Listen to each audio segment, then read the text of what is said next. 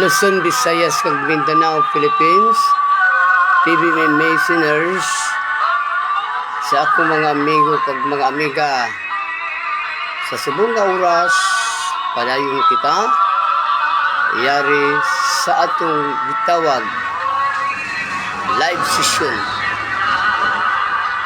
diri sa social media, sa akong Facebook account, YouTube channel.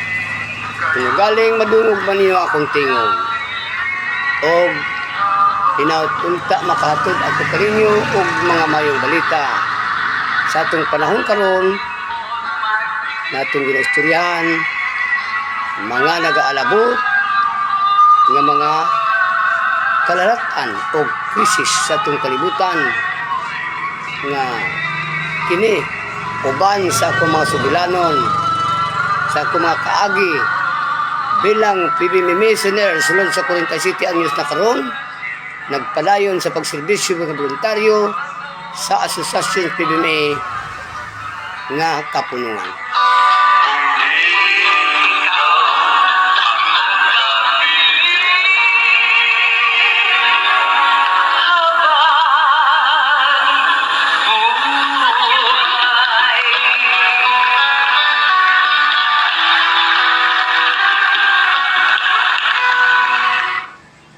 Salamat, Divine Master Ruben Ederek Senior, Mami Glinda de Eclio sa inyong juit nga nagpabilin ang inyong tingog nga nahigot sa among mga kaisipan o kasing-kasing nga kamo ang amon inspirasyon sa pagserbisyo sa asosasyon sa Philippine Benevolent Missionaries Association Incorporated nga inyong gibilin o gitudlo sa mga katawhan nga nagpadayon sa pagserbisyo sa kapunungan PBMA Incorporated. Karon kutob kundiin man makalabot ang akong tingog sa akong mga amigo kag mga amiga Luzon, Visayas, kag Mindanao, Philippines o sa abroad man.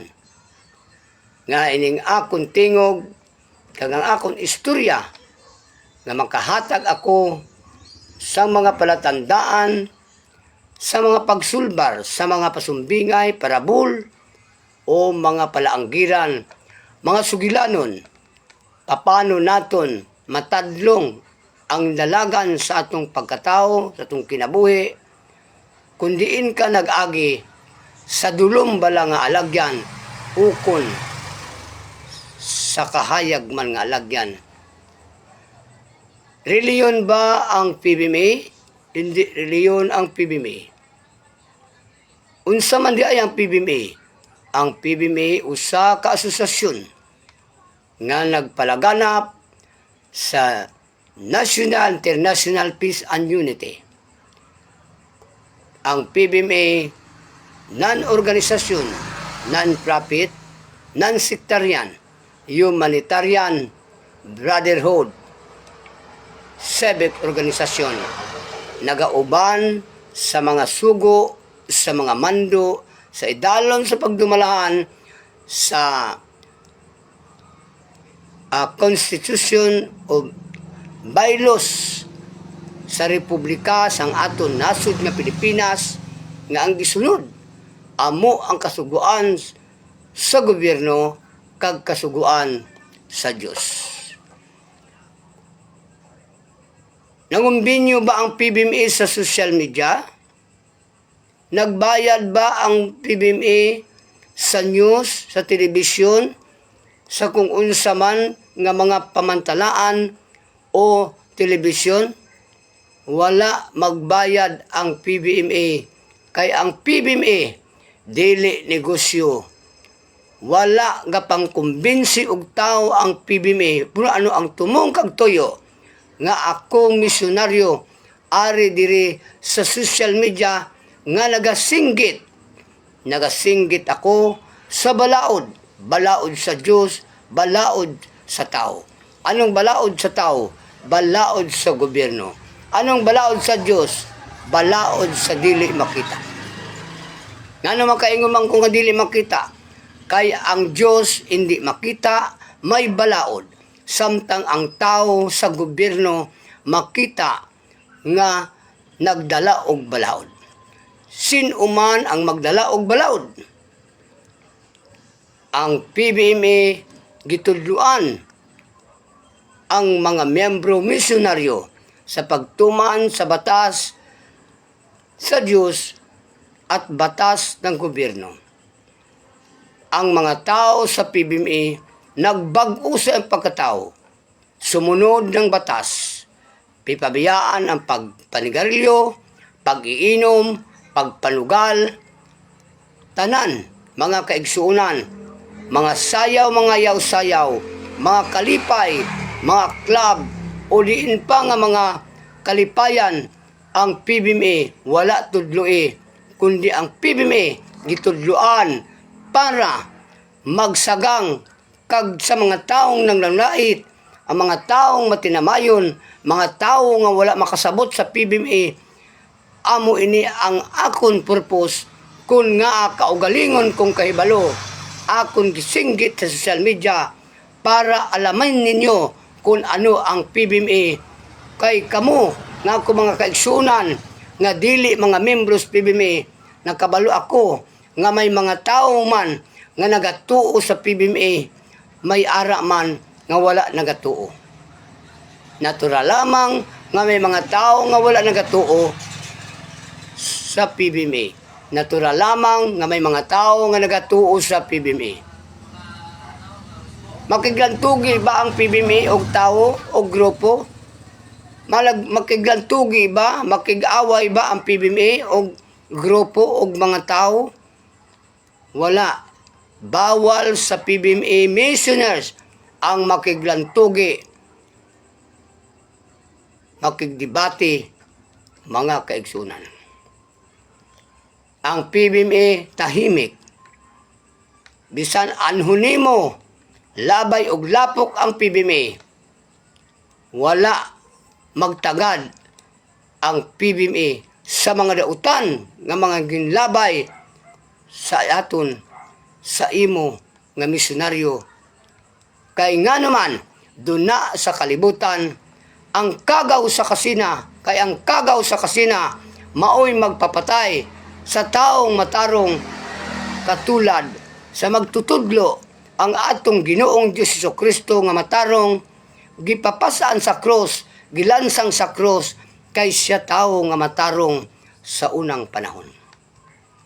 Sa Luzon, gipatay si Dr. Rizal tungod sa kagaw sa kasina. Amo ang kabangdanan kung ano nga gipatay o gitiro ang atong bansagon tao, Dr. Rizal, kay wala man sila kabalo kung ano ang pagkatao ni Dr. Jose Rizal. Ang balaod sa tao o balaod sa Diyos, pareho ba? Pareho ang balaod sa Diyos o balaod sa gobyerno. Balaod sa gobyerno, amo ang balaod sa tao. Kay ang tao, amo ang gobyerno, kag ang gobyerno, amo ang tao. Diri naton maobserbaran sa gobyerno nga may batas. Diri naton maobserbaran sa gobyerno nga may Diyos ang kalibutan. Diri naton maobserbahan sa gobyerno nga may batas pinairal, pagdisiplina, pagpairal sa husto nga landa sa kabuhi sa tao.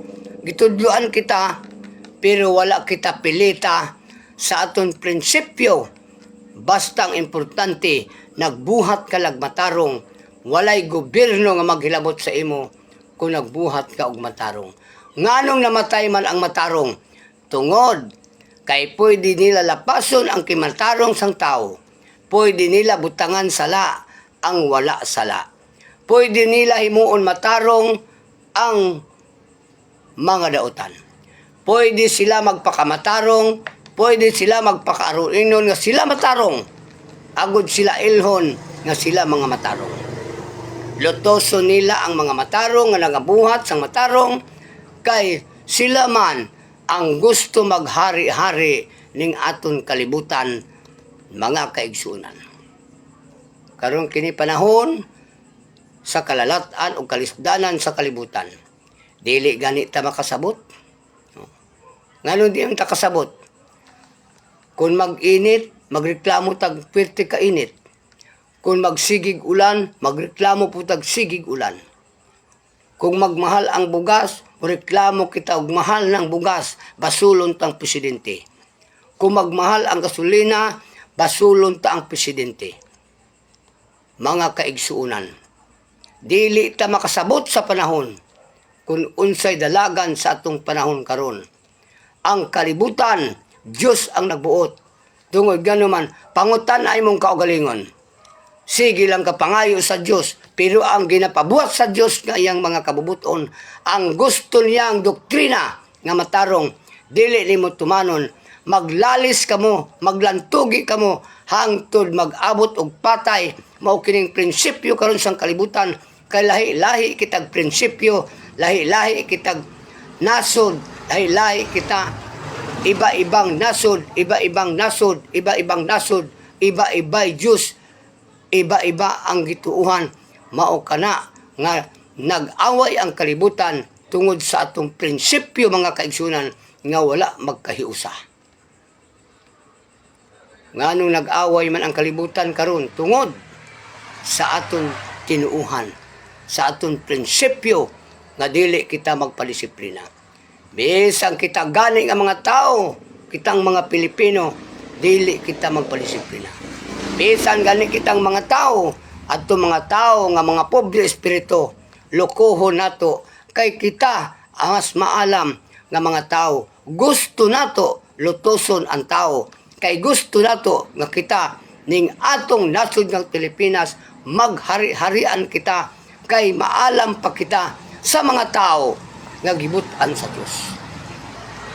Mauna mga kaigsunan, daghan ang akong matandog sa akong istorya, kay ang tao amo ang gobyerno, kag ang Dios amo ang nagadikta sa tao nga ara sa gobyerno. Walay Dios nga nag-istorya sa tao nga mao kini mao kana ang imong himuon. Bebe sugiri ko kinsay Dios nag-istorya sa to. Nakakita ka ba Diyos? Sino nga Diyos ang imong marepresentar nga imong nakita? Sino nga Diyos ang imong naistorya nga naistorya nimo ang Diyos? Ang maistorya nato nga mga taong mortal, ang ara nagpungko sa tong pamahalaan nga nagpairal sa mga batas para sa mga katawhan, maoy dapat nato sundon, kay sila giniktahan sa Diyos sa hustong mga hilimuon nga kita iligtas kita sa mga krisis ting kalibutan, mga kaigsunan. Tungod sa atong prinsipyo, tungod sa atong kahakog, tungod sa aton pagkamalupigon, tungod sa atong pagkamahari-harion, mga kaigsunan, magpatay ang tanan. Ngano man, wala tayo, di ta kaantigo magsakripisyo, mga kaigsunan. Mo sa mga igsuon ko, mga membros PBMI, missionaries, wala tayo labot sa gira, way tayo labot sa lantugi, way tayo labot sa mga lalis kalibutan. Kay kita gitudluan sa pagsunod sa dalan nga matarong, mga kaigsunan. Sugiran ta mong igsuon, gikan pa ko sa gamay, hangtod na dako, gigamit ko lang ang ikatatlo ko nga mata, nga naman, nangin misyonaryo ko sa PBMI, wala ako'y mga bisyo. Wala pa ko mamembros PBMI, wala ako'y bisyo. hangtod nga nagmembro ako sa PBMA. Ang PBMA nagdugang sa akon sang kaalam kung paano ko disiplinahon ang akong kaugalingon, paano ko magmalapit sa Diyos. Mga kayo. Kay tuod man mga igsoon, wala man ako gahilabot sa aton mga igsoon. Nganong gipabiyaan man sa misyonaryo ang pag-iinom, pagpanigarilyo, pagpanugal. Kay mga igsoon ko, wala man kita maghilabot sa ato mga kaigsunan kay ila man na gasto. Pero hindi ko pagsugiran kay kung ikaw ikaw kabisyoso nga tao, pwede mo butigon ang tao. Pwede mo butigan ang imong kaugalingon. Pwede mo butigan ang imong pamilya. Kung ikaw madamo kabisyo sa imong kaugalingon. Nan hindi mo sugot ang Diyos. Mangayo na tagpasaylo sa atong nahimong mga kasaypanan. Kaya nga naman, sa mga kalapasan sa atong kaugalingon, nakita nila ang aton mga kalapasan. Tao lang ta makasala. Pero kung kaantigo ka mangayog pasaylo o mag-accept sa imong kasalanan, nagpasabot mga igsoon nga mabato nimo ang imong mga kasaypanan, ang imong mga sayop. Mabato nimo kung ikaw isa ka husto nga tao nga ara ikaw sa legal nga prinsipyo sa imong kaugalingon. Bisan pa man kung bisyoso man ta nga tao ning kalibutan, kung disiplinado ang imong kaugalingon, kabalo ka magsabot sa imong kaugalingon, kaantigo kang magpaidalom sa imong isig kaingon, dili kay ikaw kita maghari-hari kita sa atong kaugalingon kung kita ara kita sa idalom sang mga bisyo mga kaigsunan. Wala kita maghilabot brother and sister sa aton mga bisyo kay kita may nagasto, pero hindi kinanglan ang imong pagkabisyoso, ang imong pagkamalapason, walay madamay nga mga tao, hala.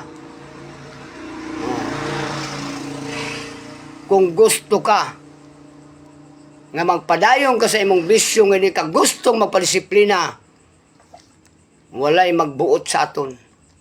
Pero ayaw hasula ang imong kaugalingon, ayaw hasula ang imong pamilya, ayaw hasula ang imong sino-sino pa, kay ang taong bisyoso mga igsoon, bisan anong asugid, maghimo ginasag binutig sa iyang pamilya, maghimo sag binutig sa iyang kaugalingon, mao kana, amo ina ang wala nato masabti mga igsoon, ang mga kalapasan sa atong kaugalingon, nga kung ano ang kasalanan ta, basi gikarma na kita sa aton hindi hustong mga binuhatan mga kaigsunan. Kung malapason kita sa balaod, sa tao kag sa Dios, kung nagasubra na, ayaw kalimot kay ining aton prinsipyo nga gidala mga misyonaryo nga dili kita mulapas sa mga kasuguan nga gihatag sa aton mga kamot nga mo'y gipatuman kag isugo kitang mga misyonaryo while laing sugo sa aton kundi magtuman lamang sa balaod kag sang sugo sa atong divine master kag master pag pangayos sa mga masakiton. Doktor ka ba? Misyonaryo? Misyonarya? Doktor ka ba? Hindi. Kung nagamit ba kag medisina, wala ka magamit og medisina. Kay ang gitudlo, amo ang pagpangayos sa sakit, pinaagi sa pagtudlo, sa pagpangamuyo sa tao, kung paano siya maayos sa iyang balatian. Wala kita magamit, kay ang PBMA naglihok nining nasod ng Pilipinas sa abroad, nagpamalakad sang insakto, nagsunod sa balaod sa gobyerno, kag balaod sa Dios, walay gilapas, walay gilubag ang PBMA sa mga kasuguan sa atong gobyerno. Tagang salamat, Sister Rose R. Del Ramente, Sister Rose R. Del Ramente, sa imong pagpamati. sa imong pag-comment na hinaot unta kining balaod sa itong kalibutan, mamatay mantas kalibutan. Kung matarong ka, wala kita kadlukan. Kaya ang matarong nga mga buhat, amo ang makahatag sa aton everlasting life. Anong everlasting life? Kinabuhing way katapusan. Paano mo ma-explain may kinabuhing way katapusan? Paano mo ma-explain nga may langit? Paano mo ma-explain nga may impyerno? Ma-explain man nimo nga may impyerno? Kinsa man nga patay nga nagbalik diri nga dautan nga nagsinggit-singgit nga ara sa impyerno. Sino man nga nabatay nga matarong nga nagsinggit-singgit nga ara sa langit. May naa ba? Sino may makapamatuod? Labi na ikaw buhi, mortal ka nga tao. Bisag pila pang profesyon mo, bisag unsa pang imong pagka-professor, paano mo isugid kundiin ang impyerno? Paano mo isugid kundiin ang langit? Walay tao makasugid. Niigo ka lang nagbasa-basa sa Bible nga may langit o impyerno. Pero hindi ka makatudlo kundiin na ayon ang impyerno. Hindi ka makatudlo kundiin ang langit. Gano diri sa atong asosasyon, wala kita nag-advertise, kundi nagtudlo lamang kita sang mga butang nga matarong. Kay kung ikaw matarong, maadto ka sa matarong. Pero kung ikaw dautan, muadto gyud ka sa dautan, kay dautan ang imong gibuhat. Mao kana ang realidad, mga igsoon ko. Ang punto dira, kung ikaw dautan, mauna ang imong impyerno, ang imong kadtuan. Kung ikaw matarong, mauna ang langit nga imong kadtuan, kay matarong ka. Mao kana ang makapamatuod nga maangkunta ang kinabuhing walay katapusan. Ang espiritu ba may kinabuhi sila? Paano mo pamamatudaan nga ang espiritu may kinabuhi? Mortal lamang ang may kinabuhi. Walay taong namatay nga nakapamatuod nga may kinabuhi sila. Katulad sang hangin, mabatyagan naton nga nagauyog ang kahoy, kag kung maghuyop ka, makabuga ikaw og hangin, pero wala kay makita. Yan ang ibig natin sabihin, o ibig sabihin, nga kung ikaw matarong, muadtog yung kag matarong. Kung ikaw dautan, muadtog yung kag dautan. Amo lang na ang aton mapamatuod. Kay wala sing dautan nga nagkadto sa matarong, kundi ang dautan, muadto gila sa dautan. Walay matarong nga muadto sa dautan, kundi ang dautan, muadto na sa matarong. Ngano man makadto man sa ang dautan, ngano makadto man sa matarong, kay mangayo siya pasaylo sa iyang nahimong mga kasaypanan. Mga igsuon ko, way langit, tandaan na ito na. Sino maka-explain sa langit? Sino maka-explain sa impyerno? Madamo nga grupo ang nagakumbinyo sa akon nga ari ng kaharian sa Ginoo. Mulingkod ng kuno ang hari. Nagpapirma na kuno ang hari kay mulingkod ng hari. Wala sige palingkura da ang hari. Kay mo adtura ko dira ko na ay hari. Mga igsuon ko, diri sa aton mga pagtulunan, ari kita sa realidad. Ang importante lang, matarong ka nga tao, buutan ka nga tao, mabinuligong ka nga tao, mapainubsanon ka nga tao,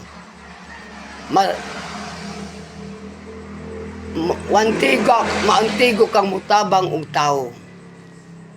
Bisan unsa nimo ka pobre, ang pagtabang natong kinasing-kasing, maoy gikinahanglan sa Dios. Kay ang dato kun mutabang, mga igsuon, nangita na sa kwinta. Ha? Kinsay dato nga nagtabang nga wala magkwinta. Pangitaan nyo kuno ang dato nga mitabang nangita na sila balos sa ilang tabang. Kung makatabang matud pa ni Divine Master, ang dato mutabang og 1 ka milyon, gusto yala bawion 2 ka milyon. Pero ang pobre masugo kay nga naman musugot bala na siya pamahaw, paniaga, panihapon. Musugot na lang na ang pobre mga igsuon ko. Dako iyang matabang kay makita sa Dios kung unsa ka kinasingkas ang iyang pagtabang, maskin wala sa inugpliti, kay gusto sang mutabang, mangita sa videos nga makatabang para lang sa iyang kinasingkas nga pagtabang. Maunang atong tandaan mga igsuon. May ara pud batasan nga kung imo hatagan, ikaw usab ilang hatagan. Kung imong hatagan, muhatag usab sila sa imo.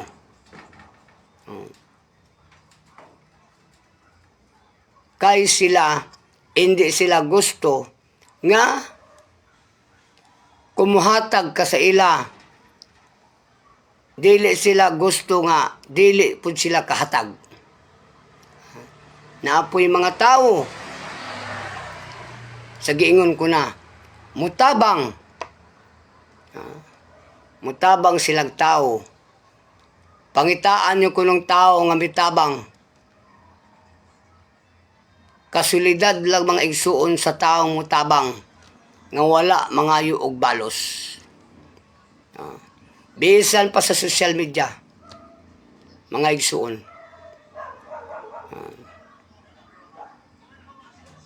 Nagkwinta na sa ilang mga binuligan.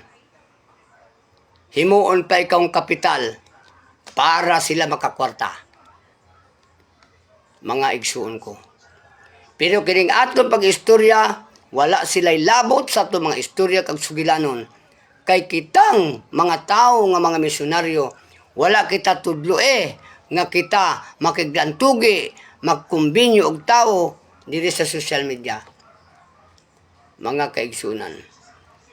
Happy 66th birthday, Master Ruben Beckley Jr., mga kaigsunan ko, PBMA Missioners, sa inyong pagpamati kag pagtanaw kung ano ang husto, kung ano ang inyo mabatian, nga inyo mabanta-banta, kung bala ang istorya ko husto kung hindi. Ayaw na kamo pagpadala sa mga listahan nga himuon kamog kapital sa isa ka asosasyon aron mahamulag kamo sa PBMA. Kay diri sa PBMA way magpasalig, walay sweldo sa PBMA ang misyonaryo, voluntaryo nga nagserbisyo. Katulad sa akon, nagserbisyo ako 47 anyos PBMA, sugot lang akong maglugaw akong pamilya. Ang importante, malipayon kami sa akong pamilya nga nagpuyo, nga nagserbisyo, nagtabang sa tao, nga wala magkwinta og balos, mga kaigsunan. Daghang salamat sister and brother sa inyo pagpamati kag pagtan-aw sa mga gabi. Hinaot unta, makahatod ako kaninyo og mga maayong balita karon nga gabi. Daghang salamat, Luzon, Visayas, kag Mindanao, Philippines, to upload sa inyong pagpaminaw, sa inyong pagpamati. Happy 66th birthday ni Master Ruben Beckley Jr. sa atong pag-celebrate subong nga adlaw.